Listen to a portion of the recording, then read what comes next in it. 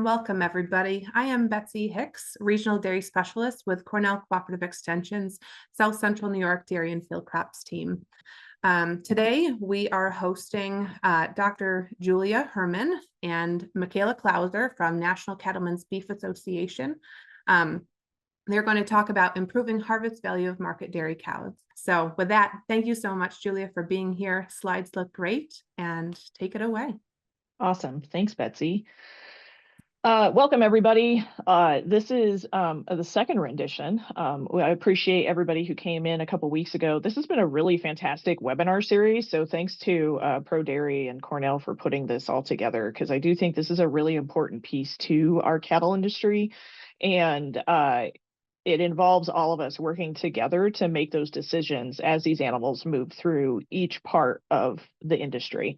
So Michaela and I are going to talk to you about improving harvest value for these market cows.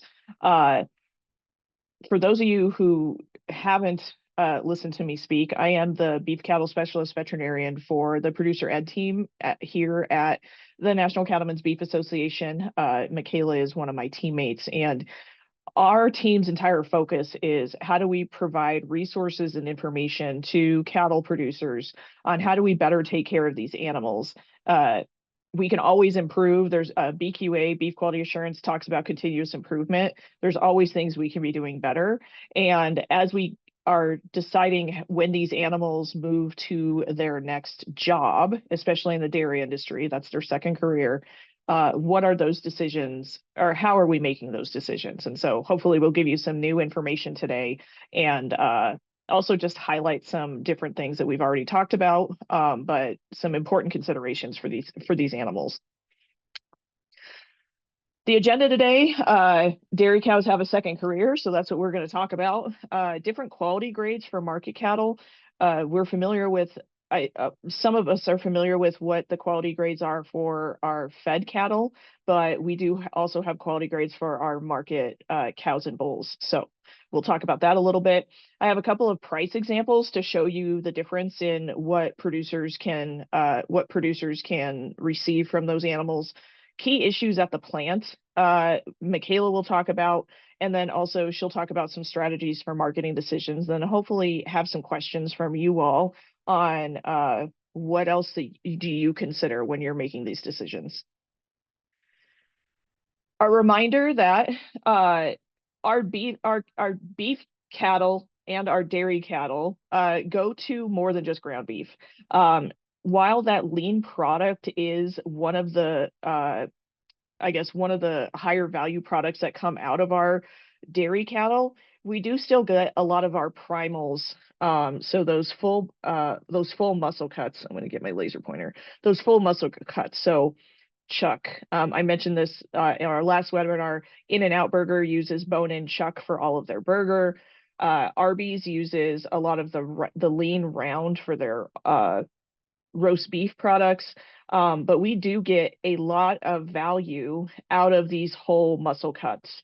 So reminding people that market cattle, whether they're dairy or beef, they do go for more than just ground beef. Market cows are not just a byproduct. We want to make sure that we're treating these market cows as a quality product when they leave the dairy. It is not just, it shouldn't be an afterthought.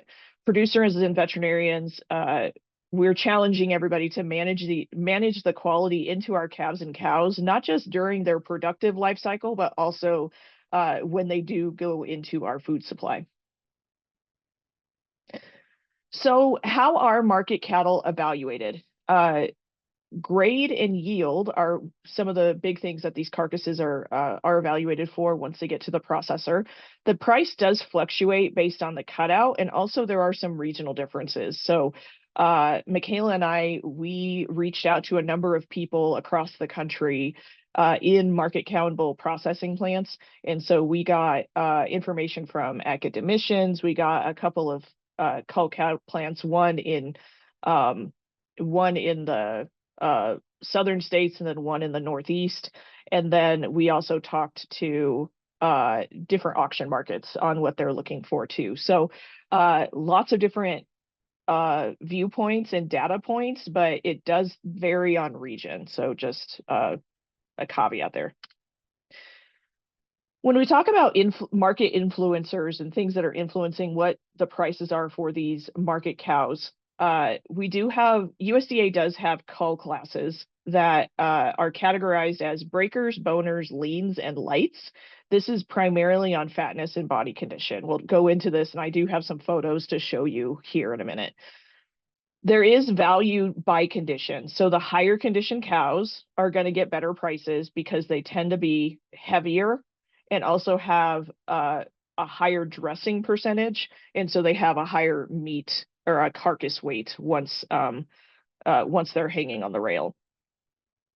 There are some feeding opportunities. We see this on the beef side a little bit. I would be curious on if any of you are seeing this on the dairy industry, on the dairy side, but short-term feeding, even if it's just 50 to 70 days, can really improve these thin cows and add just a little bit more flesh to them. Sometimes we're actually, I realize this is a beef example, but we have a producer in Western Colorado who they use public lands with their cows. And so with the types of grasses that are out on rangeland, they actually have a little bit of a yellow fat to them. And so she will feed out those cull cows or those market cows for I think at least 30 days, but it actually changes that fat color to white and makes it a more desirable product. So there are people who are doing that. Timing of when you market animals. So price changes based on the time of year, depends on what's happening, in other countries and what our products are doing. So there's a lot of different timing that also plays into what price you're going to get at the market. USDA lists the quality grades of slaughter cows for, I guess, listed here. So commercial, all of these animals are going to be over that approximately 42 months of age. So our fed cattle are less than 36 months generally. And the commercial is going to have that fat covering over the back. You can get some premium for these heavier set cattle. Utility is one that utility, cutter, and canner are the ones that we see probably the most in our market cows. And it depends a lot on the fat coverage and also how much meat they actually have on the body. This is a great example of how the different quality grades are shown for any market cattle. So here in the green, these are our fed cattle. So generally those 9 to 30 months, those are the ones that are eligible for prime, choice, and select. So those are a lot of the steaks and everything that you're going to see at the grocery store or in food service. As those animals age, what happens is the bones ossify, and it changes the way that that muscle it changes the way that meat is its eating quality and cuttability. So in our cow grades, we focus on that commercial, utility, cutter, and canner. Breakers and boners are I guess segments within utility and cutter. So breakers, this is beef scale obviously, but those are going to be our fleshier animals with really good dressing percentages. Boners are going to be not as conditioned, and then our leans and our lights are going to be lower body condition, lower carcass weights, lower amount of product on that animal. This is an example of a breaker utility cow. Oh, I should say a commercial. We're not going to show any pictures of the commercial because we don't see a lot of those, but the description I got from one of the people who are helping us, she said, the fattest cow grade is actually commercial, but we rarely get those, so no pics of that. Picture an even fatter breaker or that giant tub of a cow on a client's farm with a huge sloppy fat tail head. And I thought that was a great description, because the ones that I think about are those dairy cows that maybe they just weren't rebred and they just keep eating and they just get a little bit fat, or even your springers who slough a calf that are super fat, those can sometimes go into commercial. So this is that breaker utility cow.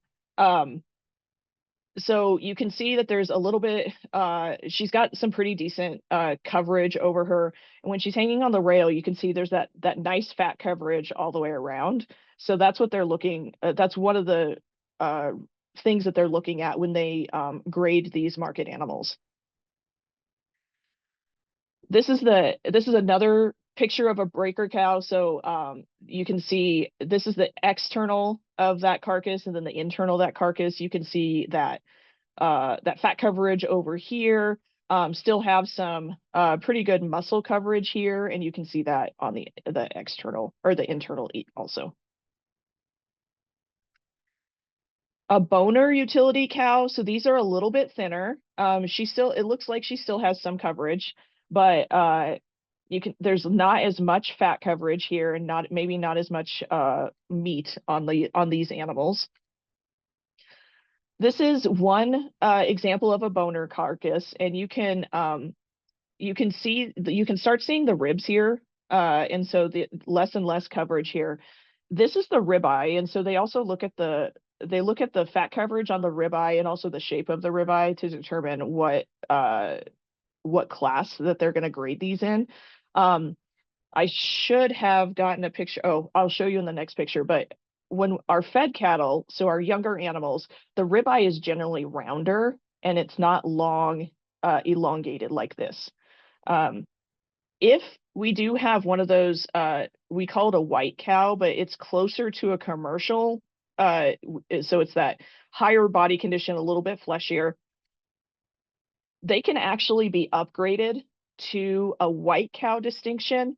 And so the ribeye, you can see that it's a little more round than that previous one. And the fat is white enough to qualify to sell as a low-grade steer product. And so they can actually get they can get quite a bit more money if the carcass is classified as a white cow versus a boner. So you can see here, again, the shape of the ribeye and the fat thickness on that ribeye. You can see how that changes here with more flesh on that animal. This is another example of a boner carcass. It's a little bit more thin. You can still see, you can barely start seeing the ribs. Not as much fat coverage as previous. This is a lean boner utility cow, and so this is just an even leaner animal than what it is in that boner category. You can start seeing the ribs a little bit more here. And then this is a cutter cow. So this is generally the lower end of that grading scale. So pretty thin on a beef cow scale. I would call her probably a 2. And well, I'd call her like maybe a 2.5, 3. But you can see here, there's not a lot of coverage. You can start seeing the ribs a little bit more through the coverage on the side. And then this is another picture of the cutter, but again, the cutter, or the ribs are starting to show. There's not as much fat coverage. There's a lot more lean product on this carcass. And this is a lean cutter. So I'll go back one more. So this is a cutter, and then the lean cutter. You can see not as much product on that animal. Definitely less fat coverage there, but we're getting a lot of lean product here, but maybe not as much product because there's not as much muscle there. When we break down that market cow carcass, these are approximate, but once we get that carcass on the rail, about 50% of it is going to go to that boneless trimmings, and that's where that ground beef comes from. These products are going to go to further processing, either as ground, and it could be fresh or cooked. So think about your pizza toppings, cooked meat, sausages. But these are also going to food service, institutional, so schools, hospitals, etc., and also quick service. So a lot of our fast food fast food customers are using these boneless trimmings. They do the ground beef depending on what percentage they want. So like 80-20, 90-10. They will take some of our fed cattle, that really high fat content, and mix it in with this these lean boneless trimmings to get the percentage that they want. Down here, we have 30% going to primals, subprimals, and muscle cuts. And so 100% round, flat, round is the hind end, the flat, the eye cuts all go to quick service. So think Arby's. This is where a lot of that goes to. Beef jerky is also another piece that it takes a lot of this product. Lower end steakhouses, and then carniceria and Thai markets, either for retail or food service. That's where some of this beef is going. So we do get, again, we get a lot of value out of the primal cuts. It all doesn't just go to burger.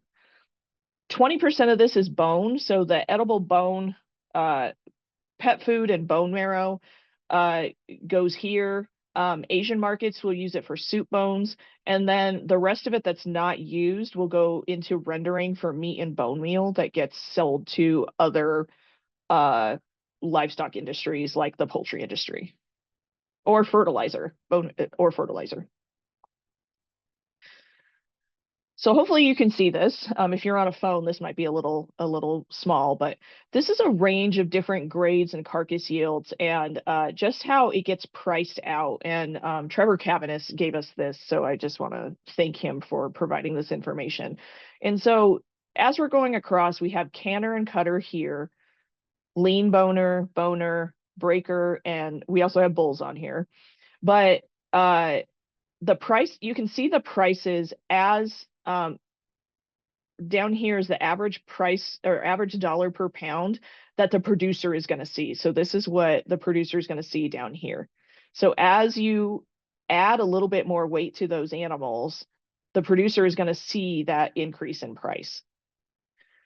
Depending on how that carcass yields, so if we have a really lean cow that only that maybe that carcass is only dresses 45%, that's going to be considered a canner cutter. They're only going to get $1.31 live per pound here. The more you put on that weight, one, you increase in class, or you move up a class of grade, but you also increase in price. So we have a couple of examples later on, so I can show you some actual prices, because this can get kind of confusing. Average yield, so the more that they yield from a carcass, the more money they're going to get the more money they're willing to pay for that animal too. So that's why the higher body condition score, or more coverage you have on that animal, the more yield they're going to get, the higher price you're going to get. So the example that we got was a 1,450 pound cow. Say she dresses about 47%, so her carcass is going to weigh 680 pounds. Body condition score may change this plus or minus 4%. So again, super thin cows is going to be less. Super, fatter cows are going to be higher. 50% of these boneless trimmings is about 340 pounds. 30% are primals, subprimals, and muscle cuts, so about 200 pounds. And then that bone is about 130 pounds. In my notes, I had about 35% of the carcass weight does go to pet food, but you can see that a lot of that is coming from the bone. So here's your example that we took. So we have a 1,500 pound cow here. And so if she's a canner cutter, and average, she's going to get $1.32 per pound. You're going to get $1,980 based on what this price is. And these market prices are going to change based on the week. But if you add, if you have a 1,500 pound cow, so that, and maybe she's a little bit higher body condition score, you could get close to a $200 difference with those heavier fleshed cattle. If you are able to put on a couple hundred more pounds, you can see that especially on these, if you at a couple 100 pounds, you can see the price difference here based on how much that animal weighs, but also body condition also plays into that. So if we're able to put on a little bit more weight on these animals, you can see, $100 to $200 difference on some of these. So when we're thinking about this, and Michaela's going to go over a little bit on this, but what are we asking the cows to do once they leave that operation? And it's not just about body condition score and how much money you're going to get from them, but are they going direct to slaughter? Are they going through auction markets and have to have multiple trips? Is there hot weather? Is there cold weather? Can they handle the rigors of that transport? And that includes the weather. If you have a super thin animal, are they going to be able to handle a long travel time in cold weather? Commingling adds another layer of stress, and then the journey time also adds layers of stress. So we talked about this a couple weeks ago, but Michaela and I will talk about this later, but really figuring out, like, do you have somewhere close that you can take an animal if she needs to be, if you don't have the ability to euthanize on farm, can you take her safely safely to a processor quickly so that she's not, she doesn't have to make a long travel time, but she also doesn't have to withstand all these other rigors. I am going to mention withdrawal times and residues. I think we in the cattle industry just need to be cognizant of this. I think we are doing a very good job based on what FSIS is finding. But I think that what our practice needs to be is cattle, all adults and calves, should have all withdrawal times met before they leave the farm. There's just no guarantee that we know where those animals are going to go. So maybe they are going to go to the farm that you think that you sold them to, but maybe they're going to go to the sale barn and then straight to the processor. The other thing that we think about, like if something happens to the owner or something happens to the seller of that or the buyer of that animal, we just can't guarantee how that animal is going to be handled afterwards. So we just need to make sure that all of our withdrawal times are met before they leave the farm to make sure that that animal is safe and residues are not going to be an issue. USDA FSIS is testing for anti-inflammatories. So if we are using different anti-inflammatories, we know they're testing for antibiotics, but I think at one point, I don't think they were testing for anti-inflammatories as much. They're actually seeing quite a few residues due to anti-inflammatories. So I still encourage you to use anti-inflammatories, but make sure you're meeting those withdrawal times before you send that animal away. That is the lead up to what Michaela's going to talk about, but I will pass it over to her and we'll take some questions later on. Thanks, everyone. I'm Michaela Clowser. I just wanted to echo what Julia had to say. We were really excited to be part of this. I think that this is such a fantastic, really cool series that is being put on, and we don't really get to touch the dairy side of things very often. So always excited about that whenever we can. So, like Julia said, I'm going to cover what we're seeing go, what types of cattle we are seeing go to the plants, and it's through the National Beef Quality Audit results, our most recent audit from 2022. So I think Julia really laid a great foundation for that. I know that she presented on some of this a couple weeks ago, so there will be some new information that will be repeated. We just think is important to emphasize again. So for those that are unfamiliar, the National Beef Quality Audit is a benchmarking survey and research study for the entire industry. So, the classic, you can't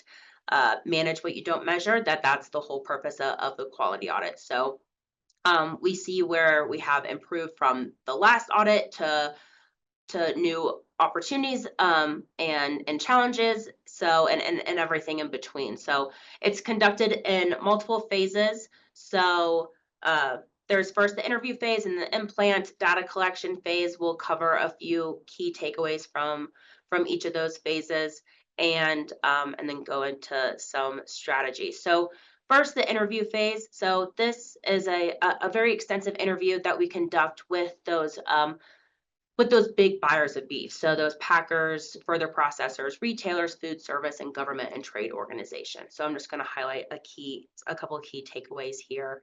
So when we ask these companies, what are the strengths of the cow and bull industry? Something to emphasize again that Julia talked about is that secondary value. We are seeing we're seeing that these animals add a ton of value to the entire supply chain. So Julia did a good job calling that out when mentioning In-N-Out and Arby's. They're using these primals and subprimals from these cattle, and they're going into more than just grind or pet food products. What are the weaknesses of the cow and bull industry? Something that we're focusing on, it's not a new issue per se, but it's that foreign object contamination. But something else to call out is the perception. So when it comes to the perception of the cow and bull industry, it's more times than not, a lot of these market cows and bulls have more than one stop along the way to get to their final destination, like Julia mentioned. So whether it's first they go to a sale barn and then consolidation location and then to the plant, that's a lot of time on the road for these animals. And we have a really great advocate for the industry, and he says that a cattle pot, a tractor trailer going down the road full of cattle is a moving billboard for the industry. So when we see that perception is called out from those packers and retailers, something to consider when sending cattle down the road. So what are the opportunities for the cow and bull industry? We see here producer education. So these can be those animal welfare programs. And we saw a big increase when comparing the 2016 audit to the 2022 audit. That overall knowledge of these welfare programs has increased. So BQA and the dairy farm program is becoming more and more recognized up and down the entire supply chain. And cattle that go through these welfare programs are being prioritized when companies are sourcing cattle and product. So through producer education opportunities such as these webinars, in-person events, we're seeing that the entire industry is looking at that and happy that we are prioritizing these types of programs. So what does the term animal well-being mean to your company? As you can see across the board, animal handling. So NCBA's the checkoff research, the consumer market research shows that when asking our consumers, what is their top concern, predominantly that they have no concern. They know that we're producing a really safe, high quality product, but when there is a concern, it is animal welfare, and that directly ties to animal handling. So these companies and our end consumers care about how we handle cattle. So we know that cattle are getting larger. We have bruising issues. We'll talk about that later in the presentation. So really prioritizing that, the animal handling principles, back home at the dairy and all the way through to the plant. So next we'll move on to phase 2, the in-plant data collection phase. First, we'll talk about mobility. So I know Julia mentioned this a couple of weeks ago, but it's just something that we saw that was, kind of predominant in the dairy sector. So when comparing beef cows and dairy cows, predominantly we see those mobility scores of 1s and 2s, and we have no issues with that. Mobility score 2s, these cows have those cows have a slight limp, but they're able to keep up with normal cattle, and knowing that these market cows are being sent, they're being sent to town for a reason. So whether that's a culling strategy, don't see a ton of issues there. Where we see issues are these mobility score 3s. Just the likelihood of an animal improving their condition through transport is relatively low. So if a cow goes onto the trailer at a mobility score 3, is she going to improve and move into the 2 category? Probably not. She'll probably worsen along her journey and move into that mobility score 4, where she's extremely reluctant to move or become a downer. And that's that's a welfare and safety issue for her, for those other cattle, and then also a human safety issue. So this is a breakdown of visible defects we saw on surveyed cattle. So this is dairy cows specifically. We saw more of those feet and leg issues again. And then this is looking at body condition score in dairy cows specifically. When comparing 2016 to 2022, we saw a big increase in those body condition scores of 1s and 1.5. So according to the animal welfare principles with BQA and the dairy farm program, if an animal is a body condition score of 2 or less, they are deemed unfit to transport. So where in 2016 we had less than 1% of these dairy cows were at a body condition score of 1, that jumped up to almost 8% that we saw, and we have some examples of that. So prioritizing her fitness for transport, knowing that if she's going to a sale barn and has multiple legs on her journey, is she going to be able to thrive and be able to walk herself into that plant and have enough reserves? If she already has a mobility issue and is really thin, if she's harder doing, thinking about those considerations when sending her to town. So this is the percentage of defects of surveyed cattle. As you can see here, at least one defect, we saw almost 64% of dairy cows had at least one defect, and then for multiple defects, dairy cows were sitting there a little bit above 15%. And these are just some of the examples of the defects that we collect, knowing that some of these defects are reasons to cull an animal. So with some of the issues that we see here, a full bag, calving in a pen, it's part of our BQA guidelines, not to send cows when calving is imminent. Some of those feet and leg issues as well, bottle teats, mastitis, and broken tail. So those are just some of the defects that we collect. However, this is a breakdown of the percentage of reproductive defects that we saw in surveyed cattle. So as you can see, 75% of these dairy cows had a full bag. Not necessarily a surprise. She could have been milked and then put onto a trailer and then sent to town. But then if it took her 2 days or longer to get to the plant, then that bag really fills up again. And we see some issues with this in the plant. So milk is a contaminant. So that is why it is deemed a defect. If milk gets onto the carcass, it has to be cut out. It cannot be washed off. So it is a product loss and a food safety issue. So that's why we see that issue there. And then this is just a breakdown of bruising. So bruise severity, we see that severity has increased, and then also total bruises increased as well with this audit. And then thinking back to, we saw those really low body condition scores. What is most likely going to happen when you have a really thin, who's going to bruise more? The really, really thin cows, or some cows there that have some cover on her. So these are just some examples of those really thin cows that we saw at the plant. Julie and I were talking, thinking that these are a body condition score of 1 to maybe 1.5, the technically deemed unfit to transport. Also see some mobility issues. So this girl we think has a pretty severe stifle. And then this girl has a really full bag on her. So that is also a animal welfare issue to her, being able to be mobile and comfortable. So definitely saw some issues there. And these are just some more examples of those those thinner cows with really full bags. You can see that she's leaking. So if that continued when she was up on the rail, leaking down over the carcass, again, that is a contaminant. And then this girl we saw come in, obviously has some severe mobility issues, coming in with a broken pasture in their ankle.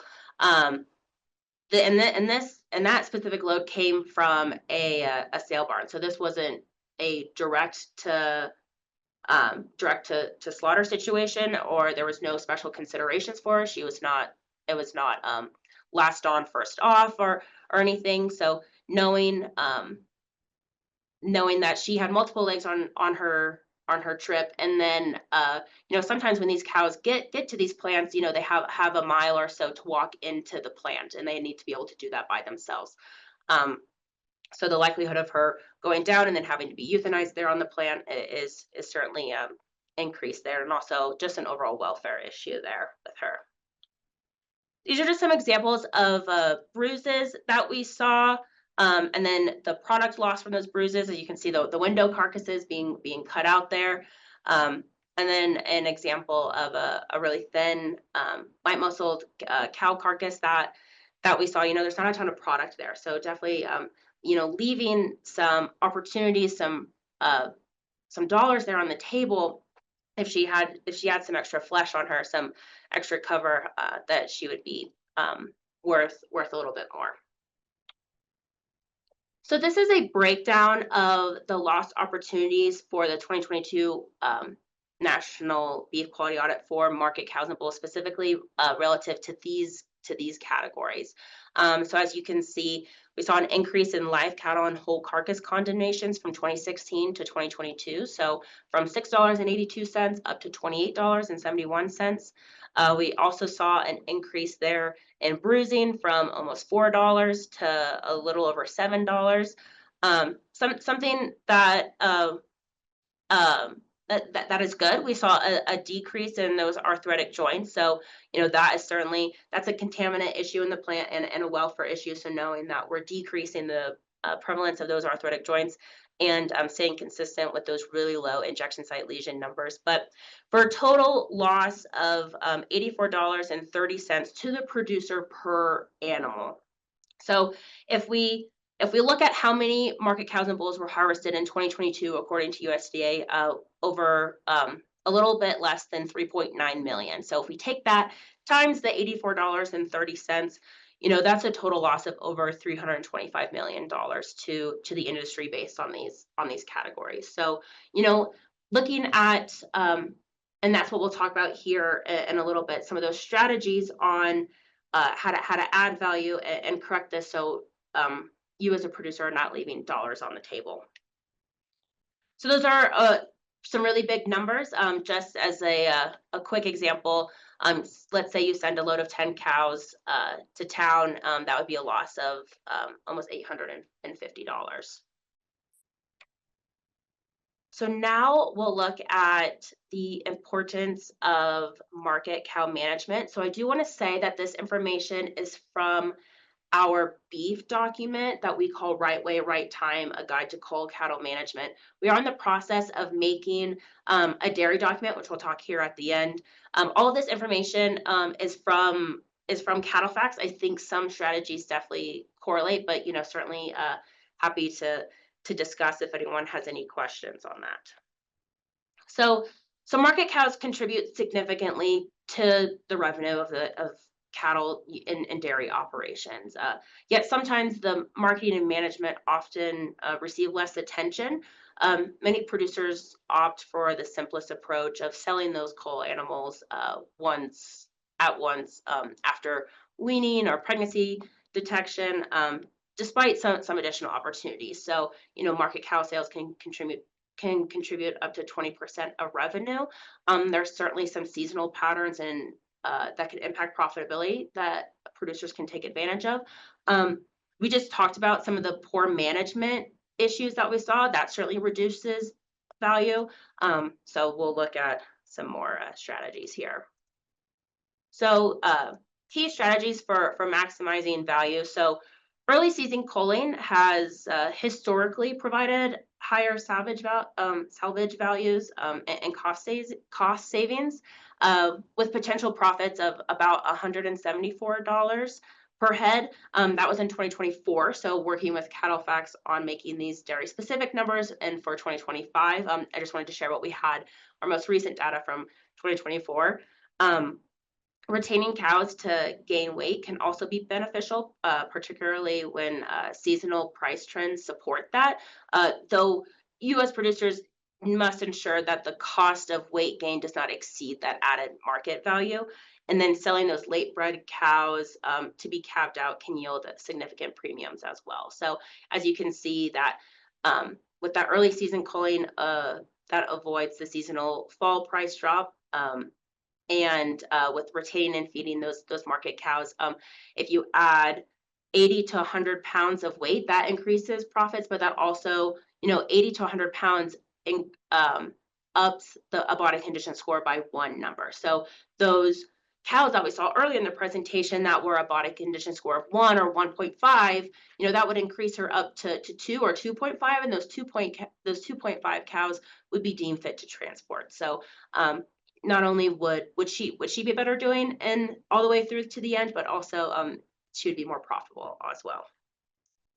So market timing and drought considerations. So market cow prices often follow a predictable seasonal trends, with the highest prices occurring in spring and summer due to reduced supply and an increase in ground beef demand. So prices typically decline after Labor Day as more cows enter the market after following weaning. So producers can capitalize on these trends by implementing strategies such as early culling before the fall price drop, retaining and feeding cows through the winter, or selling those late bred cows at a premium. So these decisions should be guided by a cost benefit analysis to determine whether the additional cost of feeding, labor, and marketing outweighs the potential revenue gain. So that's something that is a case by case basis. So some of the key takeaways, ultimately, cull cow marketing should not be an afterthought. It is a critical business decision that varies, annually based on market cycles, weather patterns, individual operation constraints, and producers who actively manage cull cow marketing can enhance their overall profitability and maintain their long-term sustainability as well. So it certainly deserves attention, and there's ways to be strategic and to implement different strategies for this, and just being mindful of those cows and their fitness for transport. So like I said, that's the Right Way, Right Time beef document, and the dairy document is coming this year. It's coming in May. And this is just a really brief overview of what our dairy document is going to highlight. So we'll definitely talk about, the general BQA and dairy farm welfare principles. Transportation, we'll have a little bit of calf information there around transportation as well. And then look at that fitness for transport and timely marketing. There will be a pretty expansive cattle facts section specific for dairies in this, and then looking at the foreign object and product contamination there, and then euthanasia and carcass disposal. So that's a brief overview of that. Julia, I'm going to pass it off to you to wrap us up, and then we'll be happy to share any questions or to answer any questions. Thank you, Michaela. I think when we're thinking about how we take care of these animals, I think it's again, it's an industry-wide effort. I think the big thing that we're talking about when we're doing this is I think we need to be proactive on how we take care of these market cows. A lot of the processors that we talked to, there are a couple different routes that producers can sell these animals, and so they can sell direct. So if you have a direct to slaughter, that's a really great option. The other thing that they've talked about is multiple dairies coming together and filling up, like ask your processing plant like what they consider a load. The one we talked to considered a 12 head as a load. So if your dairy can't have 12 animals, maybe you have a bunch of neighbors that you guys can come together and get a load. And sometimes that contracted price, when the processor knows that you're bringing a load to them, can be a little bit higher. So I think that's another tool that it depends a lot on collaboration within the community, but I think that's a way that we can do that too. I think this is something that we need to think about, again, from the cattle industry. So the producer, the veterinarian, the transporter, the sale barn or the auction market, the packer, we all need to be working together. I think we also need to think about what happens to that animal once it leaves our care. And how do we prep that animal as much as we can to make sure they are successful in that next set. So I think those are the lessons that we'd like to take. But you have our contact information. So I guess we have one question so far.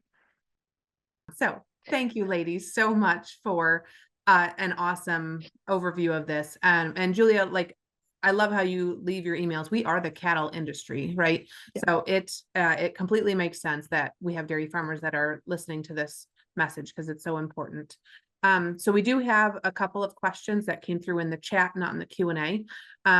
And one of them is, we've heard that throat trauma is increasingly being talked about in the slaughterhouse as a defect. Can you, in recent years, can you talk about this? I think it has to do with us giving boluses to fresh cows more. Yeah, so I can touch on that. I've talked with some different USDA veterinarians on this. And yeah, so the throat trauma is coming from bolus guns generally. So it tends to be more in our market dairy animals than our beef animals. However, some of our tubes that we use to give fluids, like those can be pretty traumatic if done inappropriately. So what happens when this, some of the more severe cases of this throat trauma, they're actually causing necrosis within the throat, and it causes a sepsis that goes throughout the entire body. Some of these carcasses are getting condemned, like completely condemned. It's not just a regional condemnation. The entire carcass is getting condemned. But if we think about that from a welfare aspect, that animal, one, she went through that trauma, but then she had to go through however many days of not eating and drinking well and pain before she got sent to the packing plant. So I think this all comes down, if we're talking about prevention, we need to start at the dairy level or at the producer level.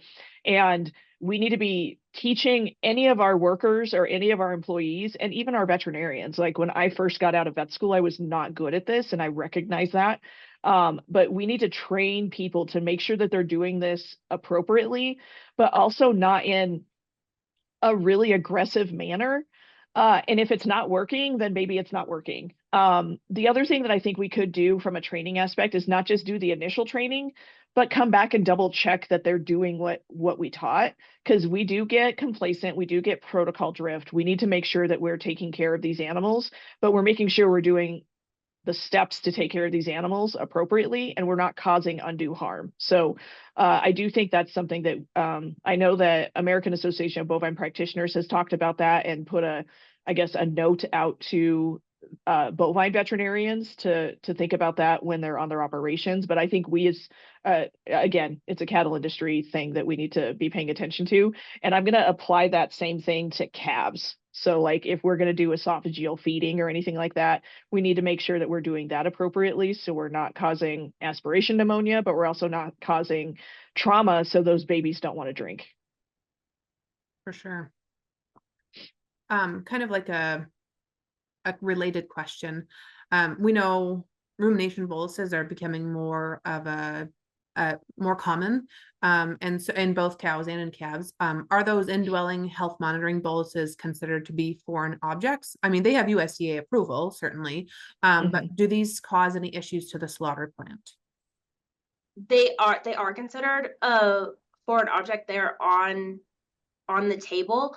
They're in the plant.